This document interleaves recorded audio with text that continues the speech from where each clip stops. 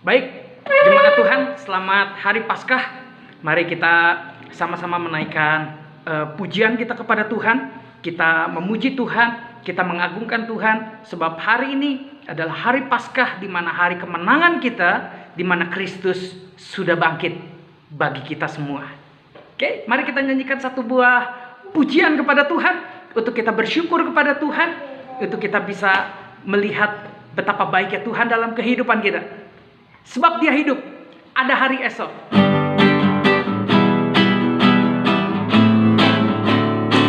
Mari nyanyikan bersama-sama, anak Allah, anak Allah. Yesus namanya, menyembuhkan, menyucikan, bahkan mati, tebus dosaku, kubur kosong, membuktikan Dia hidup. Sekali lagi katakan, anak Allah, anak Allah. Yesus namanya, menyembuhkan, menyucikan, bahkan mati, tebus dosa kita, tebus dosaku, kubur kosong, membuktikan Dia hidup. Sebab Dia hidup, sebab Dia hidup, ada hari esok. Sebab Dia hidup, tak gentar,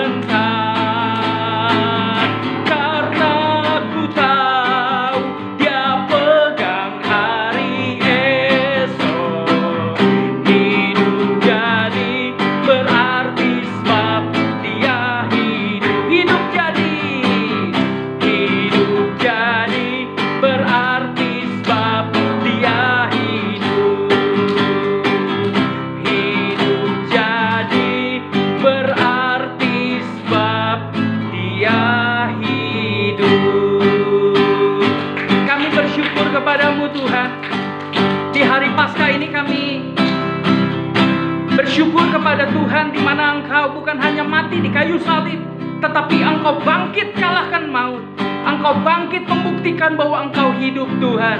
Terima kasih Tuhan. Kami memuji Tuhan, kami menyembah Tuhan dengan segenap hati kami. Sebab Engkau hidup. Sebab Dia hidup. Mari sama-sama menyembah Tuhan.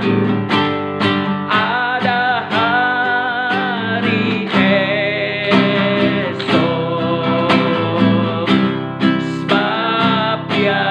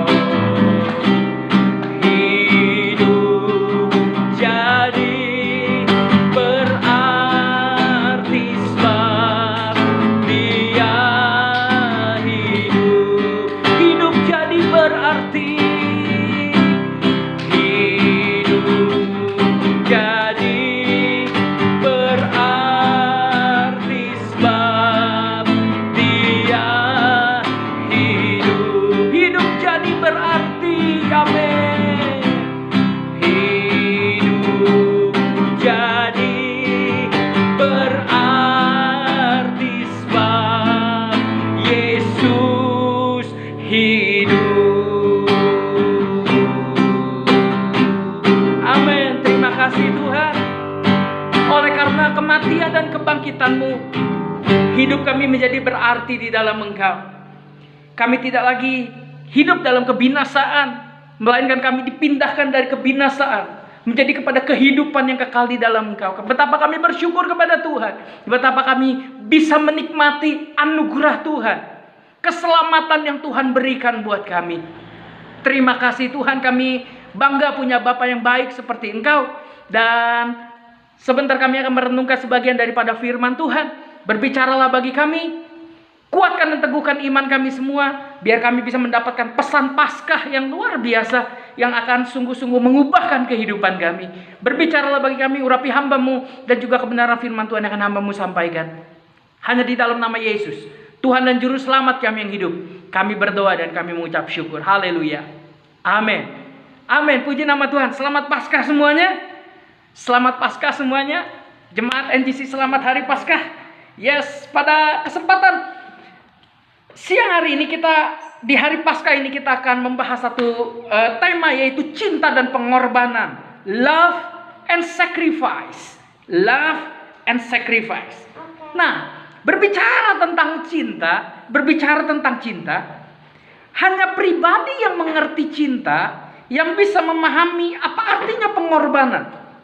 Karena ia menunjukkan arti berkorban yang sesungguhnya. Setuju dengan statement ini? Hanya pribadi yang mengerti cinta yang bisa memahami apa artinya pengorbanan. Karena ia menunjukkan arti berkorban yang sesungguhnya dengan perbuatannya. Allah adalah kasih. Dan Tuhan, Allah kita, sumber kasih. Maka Allah menunjukkan apa itu pengorbanan, yaitu dengan mengirimkan atau mengutus anak yang tunggal, untuk mati di kayu salib, untuk gantikan hidup kita. Allah telah menunjukkan cintanya yang besar. For God so loved the world so much that He gave His only begotten Son. Karena begitu besar kasih Allah akan dunia ini, sehingga Ia memberikan anaknya yang tunggal kepada kita semua. Dengan mengirimkan Yesus Kristus mati di kayu salib. Untuk apa? Untuk menebus dosa kita. Untuk menebus dosa Anda dan saya.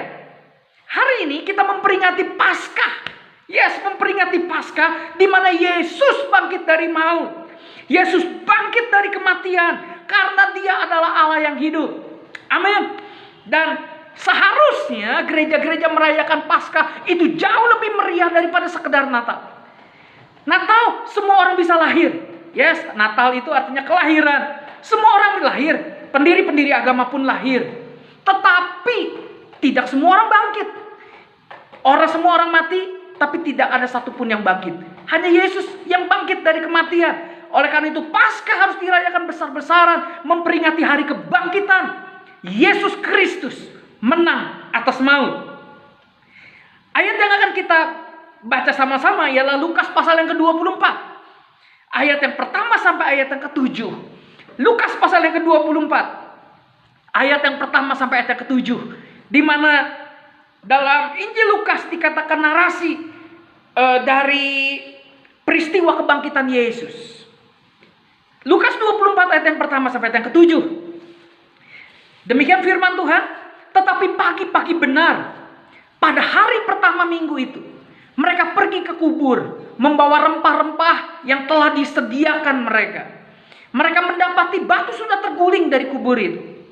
Dan setelah masuk, mereka tidak menemukan mayat Tuhan Yesus. Sementara mereka berdiri termangu-mangu karena hal itu, tiba-tiba ada dua orang berdiri dekat mereka, memakai pakaian yang berkilau-kilauan. Mereka sangat ketakutan dan menundukkan kepala. Tetapi kedua orang itu berkata kepada mereka, perhatikan, mengapa kamu mencari Dia yang hidup di antara orang yang mati? Sekali lagi saya ulang, mengapa kamu mencari Dia yang hidup di antara orang mati? Ia tidak ada di sini. Ia telah bangkit. Ingatlah apa yang dikatakannya kepada kamu ketika Ia masih di Galilea, yaitu bahwa Anak Manusia harus diserahkan ke tangan orang-orang berdosa dan disalibkan, dan akan bangkit pada hari yang ketiga. Dan betul sekali, Yesus bangkit pada hari yang ketiga. Nah, banyak orang bingung, tidak tahu membedakan. Kita belajar sedikit tentang firman Tuhan. Manakah yang benar? Yesus bangkit pada hari yang ketiga, atau Yesus bangkit 3 hari setelah kematian? Jawabannya tentu ayat di atas tadi mengatakan bahwa dan akan bangkit pada hari yang ketiga. Berarti hari yang ketiga Yesus mati hari Jumat dan Yesus bangkit hari Minggu. Nah, kalau kita lihat dalam waktu orang Yahudi, orang Israel, bahwa hari Jumat itu dihitung 1 hari. Jadi Jumat itu adalah hari yang pertama, Sabtu adalah hari yang kedua, dan pada hari yang ketiga berarti hari Minggu. Nah, itu menunjukkan hari Minggu di mana Yesus bangkit dari kubur. Jadi bukannya 3 hari setelah kematian Yesus. Berarti kalau 3 hari berarti Senin. Tapi Alkitab mencatat pada hari yang ketiga, Jumat hari yang pertama, berarti hari yang ketiga adalah hari Minggu di mana Yesus bangkit dari kematian. Alkitab mengatakan bahwa kematian merupakan musuh yang terakhir. Akhir hidup manusia, bagaimanapun suksesnya seseorang, bagaimanapun kayanya seseorang, punya harta yang berlimpah, punya mobil yang mewah, punya rumah yang mewah, betapapun tinggi pangkatnya, betapapun engkau memiliki harta duniawi yang begitu berlimpah, tapi tetap ditelan oleh kematian. Kalau demikian, manusia secara pribadi semua di dalam dunia ini tidak memiliki pengharapan karena manusia memang sudah berbuat dosa di hadapan Tuhan. Manusia telah hilang kemuliaan Tuhan. Manusia sudah berdosa dan dimurkai oleh Tuhan. Tetapi puji syukur bahwa Yesus mati gantikan hidup kita. Ya, karena cintanya yang besar, dia mau berkorban buat kita. Dan bukan hanya Yesus mati, tetapi hari ini kita memperingati bagaimana Yesus bangkit dari kematian. Untuk apa? Untuk membuktikan dia hidup. Allah yang kita sembah adalah Allah yang hidup. Tetapi andai kata Kristus tidak dibangkitkan, maka sia-sialah pemberitaan kami dan sia-sialah juga kepercayaan kayak kita semua. Yes, 1 Korintus 15 ayat yang ke-12 sampai 14, 1 Korintus 15 ayat yang ke-12 sampai ayat yang ke-14 dan juga ayat yang ke-17. 1 Korintus 15 ayat yang ke-12 sampai ayat yang ke-14, setelah itu disambung ayat yang ke-17. Jadi bila mana kami beritakan bahwa Kristus dibangkitkan dari antara orang mati, bagaimana mungkin ada di antara kamu yang mengatakan bahwa tidak ada kebangkitan orang mati? Kalau tidak ada kebangkitan orang mati, maka Kristus juga tidak dibangkitkan. Tetapi andai kata Kristus tidak dibangkitkan, maka sia-sialah pemberitaan kami dan sia-sialah juga kepercayaan kamu. Ayat ke-17, dan jika Kristus tidak dibangkitkan, maka sia-sialah kepercayaan kamu dan kamu masih hidup dalam dosamu. Dalam 1 Korintus 15 ini dikatakan bahwa jika Kristus tidak dibangkitkan, maka yang kita percaya itu semua sia-sia.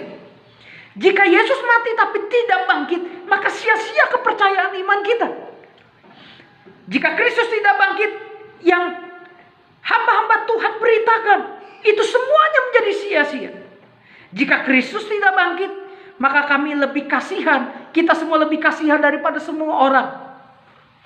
Tapi puji Tuhan, Allah yang hidup adalah Allah yang menjanjikan hidup kepada manusia, kepada kita semua. Allah yang hidup bukan saja sekedar mencipta, bukan saja menghembuskan nafas, bukan saja memberikan hidup, Dia memberikan janji. Dan janji yang sungguh-sungguh dibuktikan, yaitu dengan hidup yang kekal yang Tuhan berikan buat hidup kita. Dalam 1 Yohanes pasal yang kedua dikatakan bahwa Allah berjanji, dan janji Allah janji yang memberikan hidup yang kekal. Itu adalah janji tunggal. Di dalam kitab suci ada perkataan yang membuat saya kaget, atau mungkin kita semua kaget. Dikatakan bahwa Yesus pernah mengatakan gini, aku pernah mati dan bangkit kembali dan untuk hidup selama-lamanya. Di mana Yesus bangkit dari kematian, Yesus menampakkan diri kepada murid-muridnya. Yesus menampakkan diri kepada orang-orang yang dikasihinya. Mungkin kita kaget, ada orang yang bangkit dari kematian lalu menghampiri kita. Mungkin kita kaget, mungkin kita merinding. Tapi kita bersyukur bahwa Yesus bangkit menggunakan tubuh kemuliaan, di mana Yesus pun bisa menikmati makanan sepotong ikan goreng, dan Yesus pun bisa menampakkan diri kepada murid-muridnya, menampakkan diri kepada Thomas. Dan kita bersyukur bahwa kebangkitan Kristus itu bukanlah fiktif, itu bukanlah manipulasi, tapi itu adalah bukti dan dibuktikan di dalam sejarah di mana Yesus menampakkan dirinya. Konghucu tidak pernah mengatakan bahwa aku telah bangkit. Semua pendiri-pendiri agama, semua tunduk kepada maut, semua tunduk kepada kematian. Konghucu hanya mengatakan begini, till you know the living, how are you know about the dead? Sampai Anda tahu tentang kehidupan, bagaimana Anda tahu tentang kematian? Konghucu tidak memiliki konsep tentang kematian. Konghucu hanya memiliki konsep bagaimana hidup. Bagaimana hidup bermasyarakat, bagaimana hidup sosial bermasyarakat dengan orang-orang di sekitar. Tapi Konghucu tidak memiliki konsep yang betul-betul detail tentang kematian. Sokrates, filsuf juga, tidak bisa mengatakan kalimat, oh aku sudah mati dan aku telah bangkit, aku telah menampakkan diri. Sokrates tidak bisa melakukan hal seperti itu, dia tidak bisa mengatakan seperti itu. Sokrates hanya bisa mengatakan gini, saya tidak takut mati, karena mati membawa saya ke dunia yang lain, meskipun saya tidak pernah pergi. Bijaksana ya. Sokrates bilang bahwa saya tidak takut mati, karena mati membawa saya ke dunia yang lain, meskipun saya tidak pernah pergi. Sokrates tidak tahu setelah dia mati, dia akan kemana. Tetapi puji nama Tuhan, di mana Yesus Kristus mati, dia bangkit, dia menyediakan tempat bagi kita. Jadi kalau barang siapa kita yang percaya kepada Tuhan, dan kita memiliki jaminan keselamatan yang kekal. Yes, orang yang paling agung, pendiri-pendiri agama, mereka adalah orang-orang yang dihormati oleh orang banyak. Tetap mereka tidak tahu apa itu kematian. Karena mereka belum pernah mati, lalu belum pernah bangkit. Selama hidup mereka tidak tahu tentang kehidupan setelah kematian. Pendiri-pendiri agama, semuanya ada kuburannya dan ada tulang belulangnya. Mereka semua tunduk kepada maut dan kematian. Hanya Yesus yang tidak tunduk kepada kematian. Yesus bangkit dari kematian karena dia Allah. Seperti yang tadi kita nyanyikan, sebab dia hidup ada hari esok. Sebab dia hidup, ku tak gentar. Kristus satu-satunya yang pernah berkata, aku pernah mati dan aku sudah bangkit kembali dan aku hidup untuk selama-lamanya. Pengharapan manusia ada di dalam tangan Tuhan. Janji Tuhan ada di dalam Yesus Kristus. Kemenangan Kristus ada di dalam kuasa kebangkitannya. Kitab suci mengatakan bahwa, Alkitab mengatakan bahwa orang pertama Adam membawa kematian ke dalam dunia. Adam yang kedua atau Adam yang terakhir, yaitu Yesus Kristus, membawa hidup ke dalam dunia. Adam yang pertama dicipta, Adam yang kedua mencipta karena dia pencipta. Adam yang pertama tidak taat, Adam yang kedua yaitu Yesus taat. Adam yang pertama berdosa, Adam yang kedua yaitu Yesus menolak dosa. Adam yang pertama melanggar Tuhan, Adam yang kedua membawa kembali manusia kepada Tuhan dengan ketaatannya.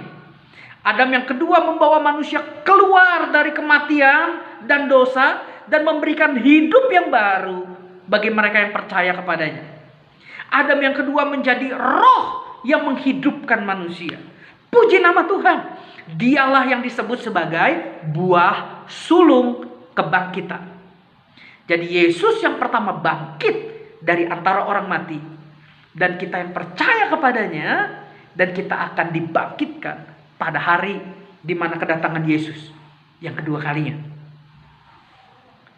Nah, Yesus bangkit menjadi buah sulung kebangkitan.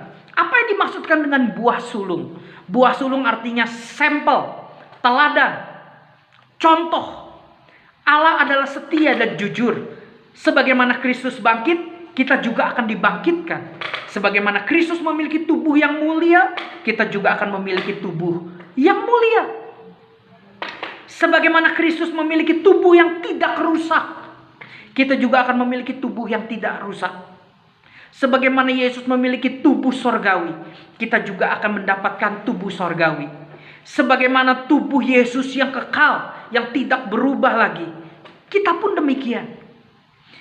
Bila kita ingin melayani Tuhan, jangan tunggu sampai mati. Sekali lagi saya ulang. Bila kita ingin melayani Tuhan, jangan tunggu sampai mati. Karena waktu itu kita ingin ikut terjun melayani pun, kita sudah gak bisa lagi. Karena kematian adalah akhir dari kehidupan secara jasmania. Kita sudah tidak bisa melayani lagi kalau misalkan kita sudah mati. Jadi sekarang inilah saatnya di mana kita melayani Tuhan dengan hidup kita. Melayani Tuhan dengan baik. Suatu hari nanti kita akan berkumpul lagi, bukan di sini, tetapi di sorga yang mulia, di mana kita akan memiliki tubuh kebangkitan yang mulia, yang sorgawi, yang kuat, yang tidak rusak, yang kekal, dan yang betul-betul bersifat rohani untuk selama-lamanya. Amin. Pertanyaannya gini, apakah Anda sungguh-sungguh mengasihi Tuhan Yesus Kristus? Yesus Kristus sudah bangkit dari kematian. Dia sudah tunjukkan cintanya kepada kita. Cinta dan pengorbanan. Yesus sudah tunjukkan cintanya dengan berkorban mati di kayu salib. Dan juga tunjukkan kuasanya dengan kebangkitannya. Pertanyaannya gini, apakah Anda sungguh-sungguh mengasihi Yesus Kristus? Sudahkah Anda menunjukkan cinta Anda kepada Tuhan dengan berkorban dan mengikuti perintah-perintah Tuhan? Pengorbanan apa sih sebenarnya yang kita bisa berikan kepada Tuhan? Pengorbanan apa yang kita bisa lakukan sebagai manusia yang mengasihi Tuhan? Ada beberapa hal. Yang pertama adalah pengorbanan waktu. Pengorbanan waktu kita beribadah kepada Tuhan. Pengorbanan kita untuk melayani Tuhan. Kalau dibilang sibuk, banyak orang sibuk. Tetapi orang yang sungguh-sungguh mencintai Tuhan dan mau berkorban, dia mengerti bahwa cintanya itu harus ditunjukkan dengan pengorbanan, maka dia akan memberikan waktunya yang terbaik. Meskipun sibuk, dia akan berikan waktunya yang berkualitas untuk melayani Tuhan, untuk beribadah kepada Tuhan. Jadi beribadah itu tidak perlu dipaksa-paksa. Ayo kebaktian, ayo kebaktian, ayo kebaktian. Kalau di dalam diri kita ada cintanya Tuhan, maka kita nggak perlu disuruh untuk beribadah. Kita akan siap-siap, kita akan beribadah kepada Tuhan. Dan bahkan kita akan melayani Tuhan. Yang kedua, dengan tenaga kita. Yes. Mungkin kita tidak punya uang yang banyak, tapi kita bisa berikan tenaga kita.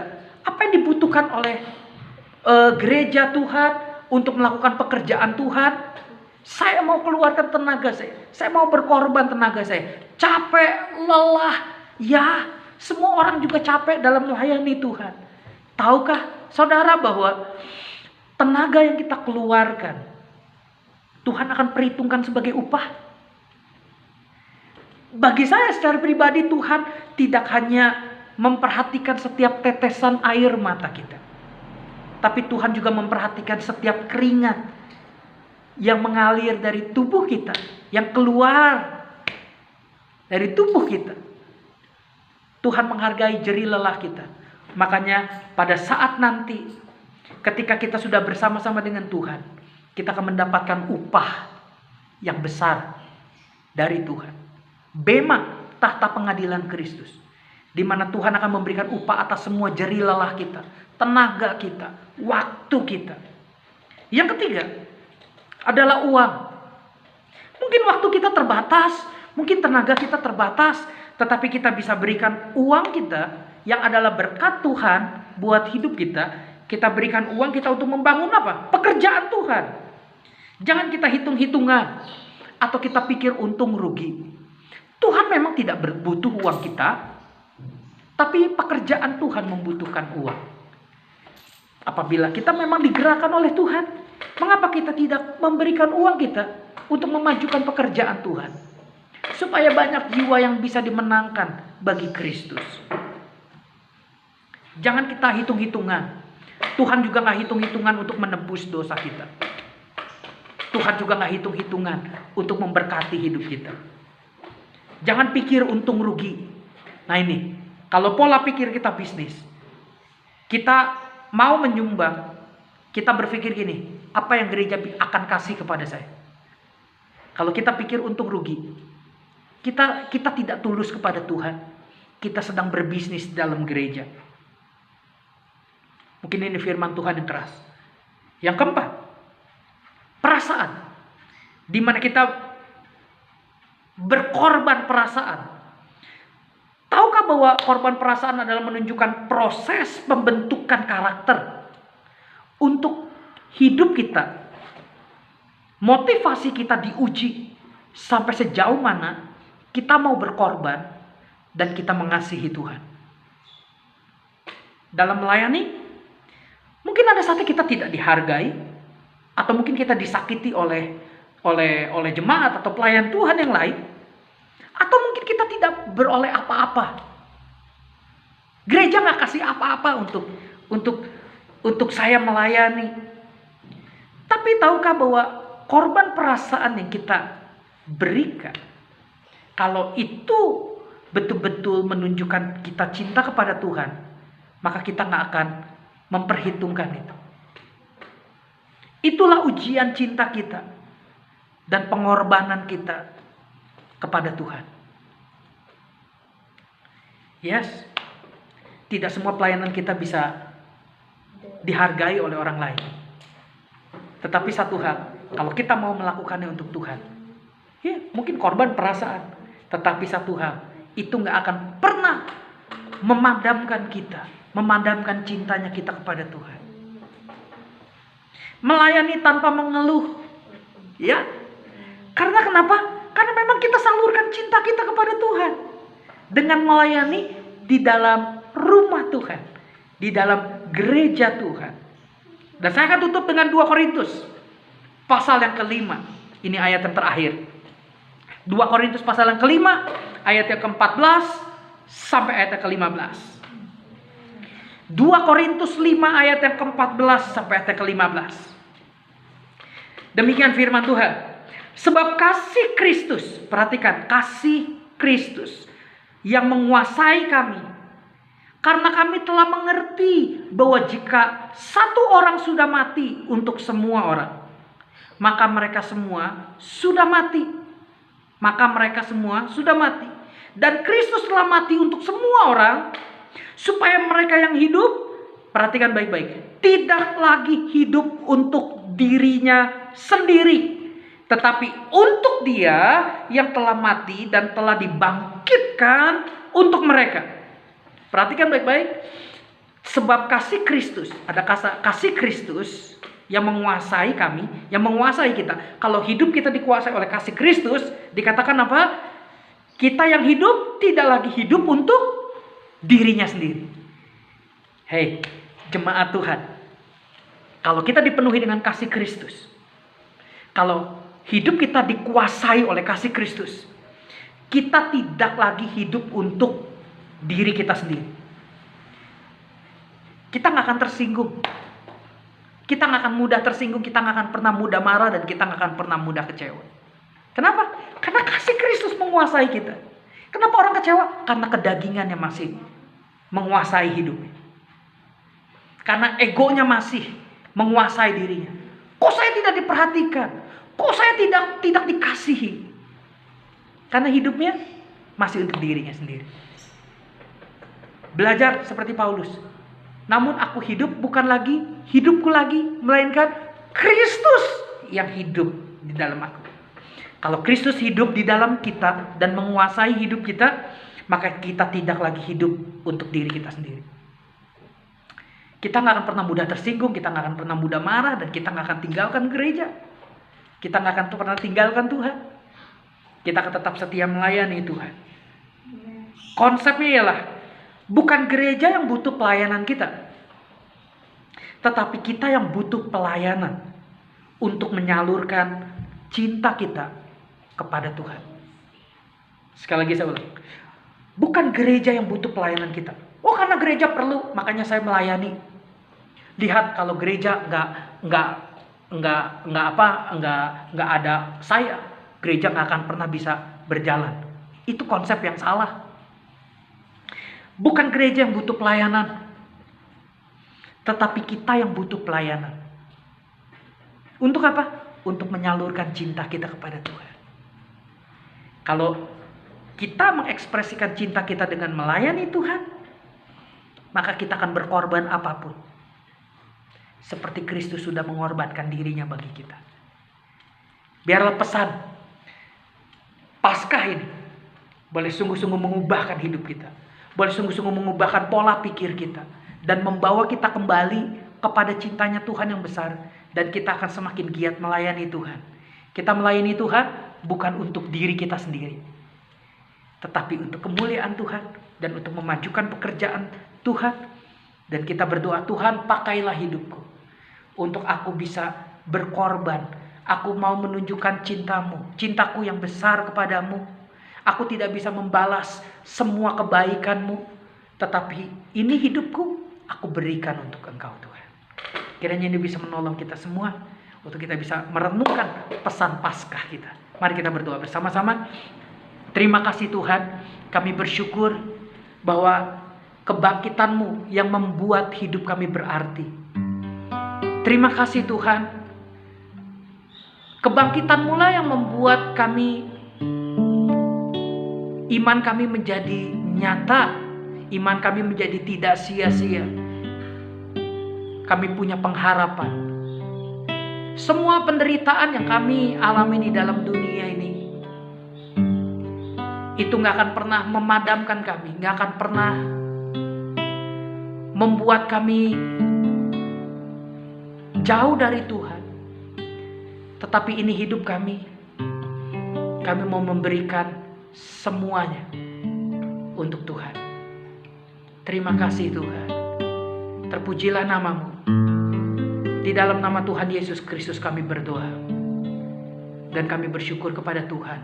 Terima kasih Tuhan. Sebelum kita akhiri, mari kita nyanyikan lagu Sebab Dia Hidup Ada Hari Esok, dengan perlahan saja kepada Tuhan kita sebagai doa kita kepada Tuhan. Sebab Dia hidup, ada hari esok. Sebab Dia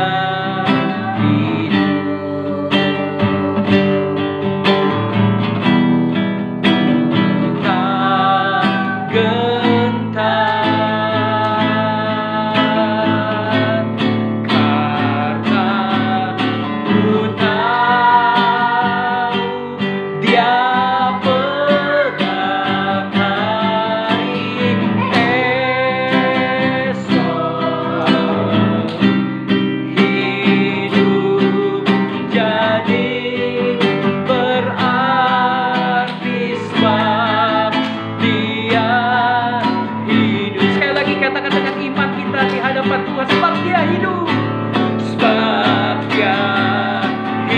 tak gentar.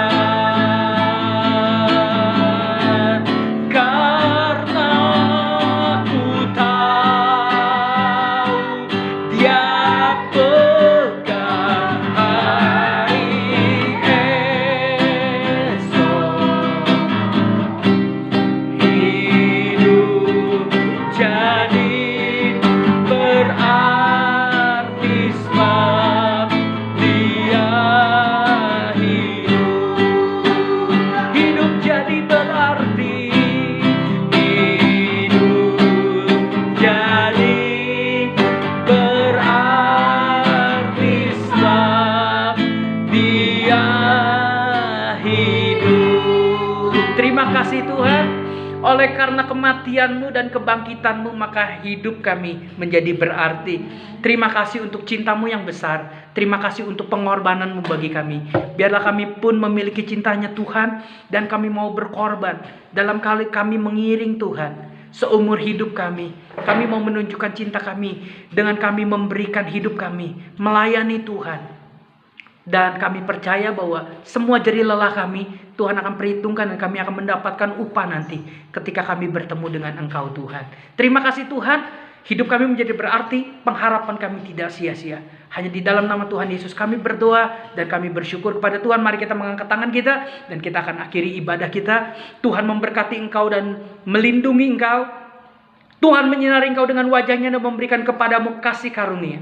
Tuhan menghadapkan wajahnya kepadamu dan memberikan engkau damai sejahtera. Oleh sebab itu sekarang pulanglah, terimalah berkat dari Allah Bapa yang ada dalam sorga. Demikian juga cinta dan kasih sayangnya yang dianugerahkan kepada kita semua, dan persekutuan di dalam Roh Kudus akan tetap menyertai kita semua dari saat ini sampai selama-lamanya. Tuhan Yesus datang yang kedua kalinya. Sama-sama yang percaya katakan amin. Amin. Tuhan Yesus memberkati.